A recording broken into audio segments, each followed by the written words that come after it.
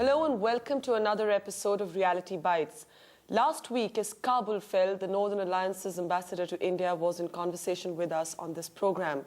This week, it was India's turn to make its presence directly felt in Kabul, with a team of Indian diplomats returning to Kabul as the first diplomatic presence of Indians in Kabul since 1996. Back home, there seemed to be trouble in Kashmir again, with violence returning after a brief lull. In fact, top officials of the Indian army in Kashmir said that the valley could be the Taliban's next destination. To track all these very many developments, we now joined on this program by Omar Abdullah, Minister of State for Foreign Affairs in the government. Thank you, Omar, for joining us on Reality Bites. Let me start by asking you a question that's been troubling many of us as we've been talking about this plane that suddenly took off for Kabul. It seemed that the people of India only got to know about the plans of the government to send this team of Indian diplomats, doctors, and other people on that plane after the plane had already taken off. It seemed almost as if there was a kind of secretiveness to it. No, I don't think it's so much secretiveness. It's a lot of security involved as well. Let's not forget Kabul. Afghanistan is still very much a war zone. But this had been something that the government had been planning for the last few days. Of course, no flights go into Afghanistan without first clearing them with the international forces that are operating there. So the process had started much earlier, but we obviously didn't make it public because we didn't want our aircraft to be targeted. Areas not even 10 kilometers from Kabul are still very much in the hands of the Taliban. Mm-hmm. And what would you say was the central aim behind sending this team at the time that it came? Because we're going to see a big meeting happening in Berlin. It's still not clear what interim arrangement we're going to actually see unfolding in Kabul, though of course the Northern Alliance will play a moot part in it. What role do we see for India? Well, the fact of the matter is the Northern Alliance will now play the most important role. As numerous observers have been saying that possession is 9/10 of the law, particularly in Afghanistan. The fact of the matter is the Northern Alliance is in Kabul. They're not going to move out in a hurry. Even in this meeting that is now taking place in Bonn, they occupy 50% of the seats of the participants in that meeting. So that makes them a very important voice. Do we recognize them as the government right now? We have always recognized the Northern Alliance as the government. That has not changed. The United Nations recognizes the Northern Alliance as the government. The seat of Afghanistan in the United Nations is held by the Northern Alliance representatives. I understand that, but at this time the world is talking about the fact that this arrangement is not the appropriate arrangement. Which is exactly what the Northern Alliance even conveyed to our team in Kabul, that they very much agree with what India has been saying, that the Northern Alliance needs to be broadened to include other sections of Afghan society into it. This is precisely what India and other countries in the international coalition. But is President Rabbani, who has actually declared himself as the president when he returned to Kabul, is he president as far as India is concerned for this moment? Look, now this would be nitpicking, so to speak. He's there. Whether he's declared himself president, whether people accept him as president or not, the fact of the matter is he's there. First and foremost, the Northern Alliance have to accept him as president. What role do we then see for other Pashtun elements? There are all kinds of talks about a former king, Zahir Shah. There's also talks about getting in tribal leaders, other Pashtun tribal leaders to actually head this government. So these are all possible scenarios that are being thrown up. The possibility still exists of King Zahir Shah returning back to Afghanistan in some capacity or the other. We have already established contact with the former king. Directly. We have been in touch with the former king because he forms a very important part of what is happening in Afghanistan. When you say we've already established contact directly with the former king, do you mean at a semi-official level, at an unofficial level, at an informal level, at which level?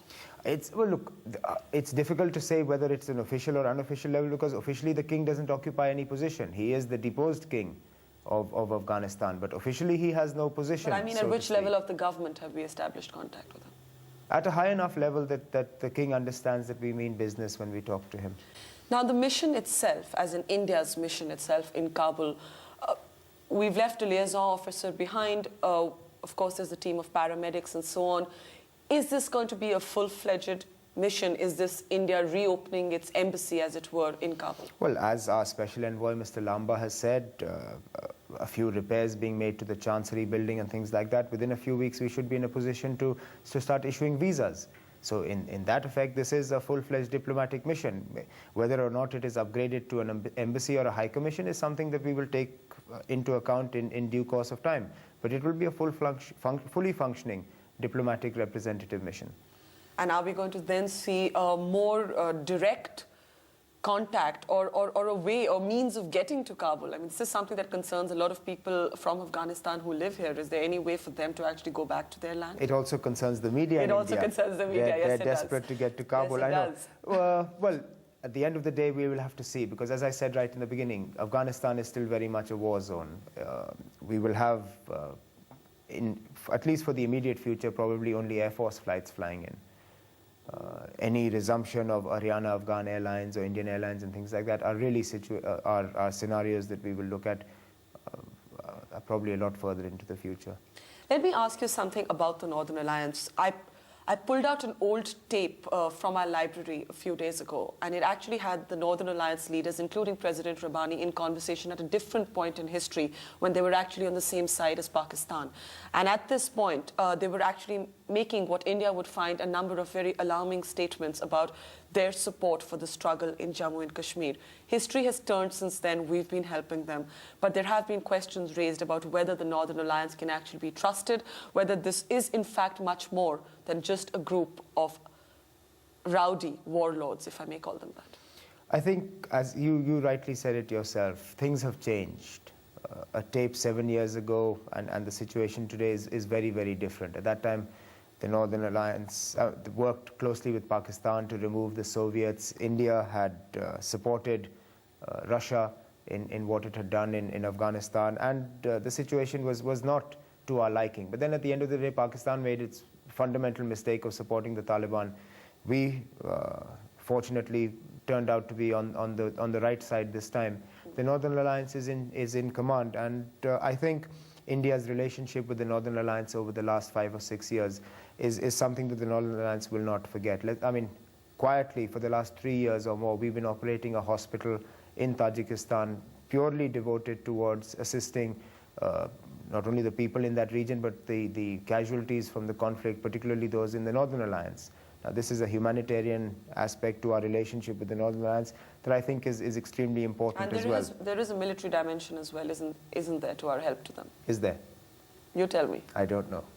Okay, we'll let that pass and read in between the lines if we need to. But Omar, really, the Northern Alliance, there have been questions raised about their track record. The last time they were in power, they have admitted that they did not perform very well, to say the least. Are we at all concerned about their track record of human rights? We talk all the time about the Taliban's track record. What about the Northern Alliance? No, it is obviously something that weighs on our minds, because let's not forget that when the Taliban came in, they were welcomed as these great saviors from the atrocities that the Northern Alliance were reported to have committed on the people of Afghanistan. And I think this is something that will weigh very heavily on the minds of the senior leadership of the Northern Alliance, because in effect they created the conditions that gave rise to the Taliban, and I don't think they want to repeat the same mistake twice. Mm-hmm.